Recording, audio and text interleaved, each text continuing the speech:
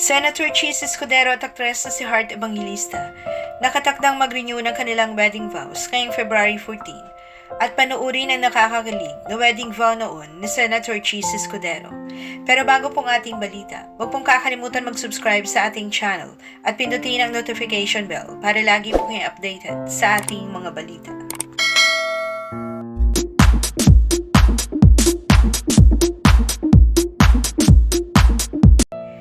Dito lamang Martes, February 6, sa ulat ng unang balita, kinumpirma ni Heart Evangelista ang pagre-renew ng kanilang wedding vows ni Senator Chis Escudero at gaganapin ang seremonya ngayong February 14 at isa itong malaking selebrasyon dahil ito'y kaarawan ni Heart at 9th wedding anniversary nila ni Senator Chis. Gaganapin ito sa Balisin Island kung saan ikinasala mag-asawa noong 2015.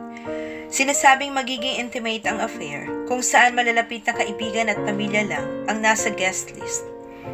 Pahayag ni Heart sa isang panayam, "This time around my heart is definitely complete. I was 30 when I got married, but it's different now. I know what marriage is now, so it's very meaningful for me." At sa kanyang social media account, nag-post si Heart ng larawan ng isang bouquet na may caption na 10 more days to go na sinunda ng mga hashtag na #ChisHeart and #Chapter 2. Panoorin na po natin ang bahagi ng nakakakilig na wedding vows noon ni Senator Chis Escudero.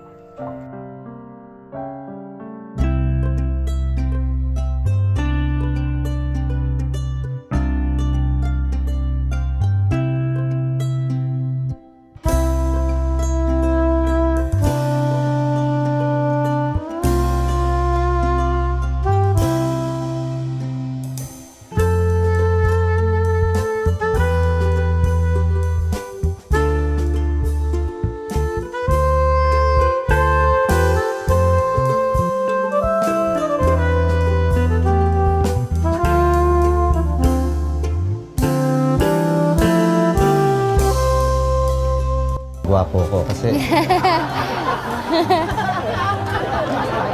yun nagmamahalan talaga sa akin na makakasabi yun tulad ng nanay ko.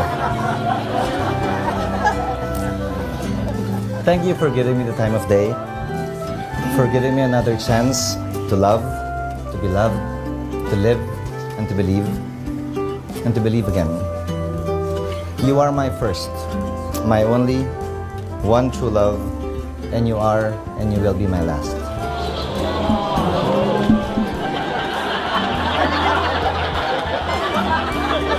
I promise to love and take care of you with all that I am, all that I can, and all that I will be.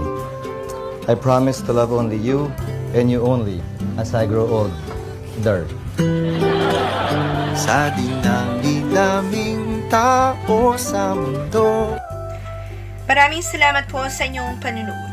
Huwag pong kalimutan mag-subscribe para sa iba pang showbiz updates. Kita-kita po tayo sa aking next video. Thank you.